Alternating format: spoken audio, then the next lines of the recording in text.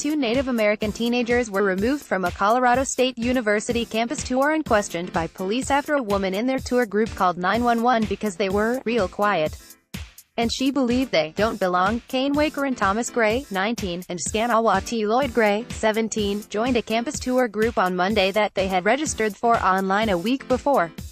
On the day, they joined the tour group late after getting lost on the unfamiliar campus.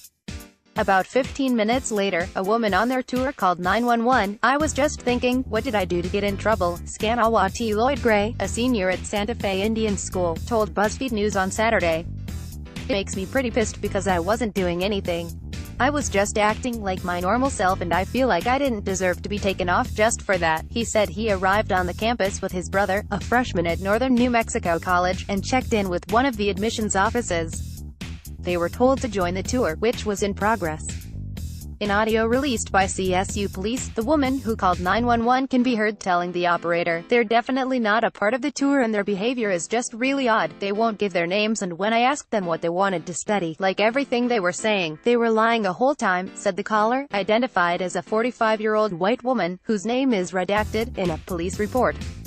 She went on to describe their clothing as having weird symbolism or wording on it, and, asked by the operator if they were white males, she said, "I think they're Hispanic. I believe one of them for sure. He said he's from Mexico." The woman on the call went on to say, "When I asked what they wanted to study I could tell they were making stuff up."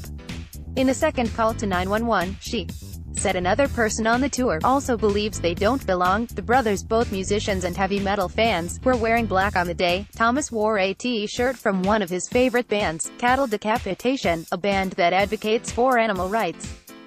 They had saved up money for weeks to make the 7-hour trip from their home in Santa Cruz, New Mexico, to Fort Collins.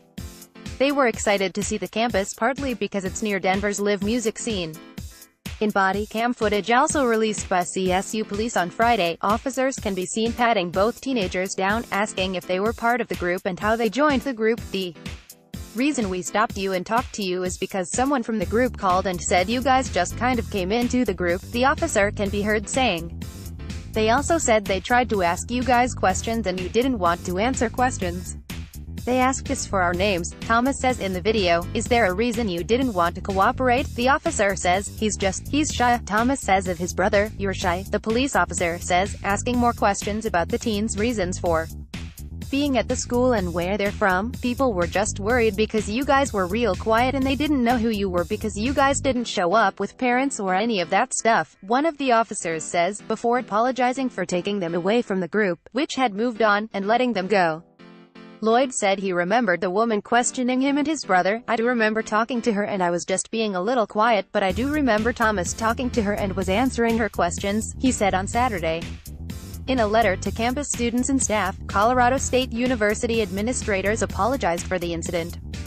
In another letter on Friday, the university's president, Tony Frank, said the school has reached out to the family offering a full refund of the brothers' costs and a full expenses-paid makeup tour of the campus. Two young men, through no fault of their own, wound up frightened and humiliated because another campus visitor was concerned about their clothes and overall demeanor, which appears to have simply been shyness, Frank wrote. "The very idea that anyone, might look like they don't belong on a CSU admissions tour is anathema." Frank said the school is reviewing its policies, starting with name tags for tour group members, and having campus tour guides inform tour groups that they should approach guides with concerns first before calling law enforcement.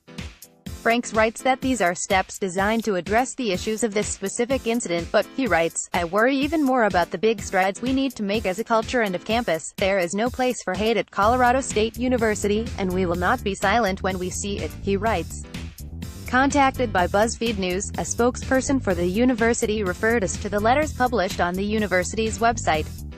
The teen's mother, Kanewakeron Lloyd Gray, told BuzzFeed News on Saturday that her sons called her immediately after police let them go on Monday. "I was furious and I was afraid for them in light of all of the things that have been happening with police actions with young men of color, shootings, and arrests, and things like that," she said.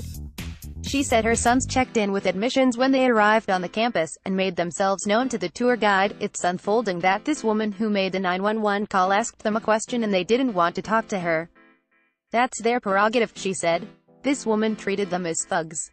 She totally profiled them on more than one level. She said the family isn't ready yet to speak to CSU administration, but that she's heard from other colleges reviewing their policies on campus tours, diversity, and sensitivity training. Her older son, who was on the dean's list at his college last semester, was hoping to transfer to CSU, and her younger son was thinking of applying to the school, but after this incident they're not sure what they're going to do. We're still processing the magnitude of what this means not only for our sons, our family, but also for their peers throughout the country. We want to make sure that we affect the most change throughout the country, she said. Got a confidential tip.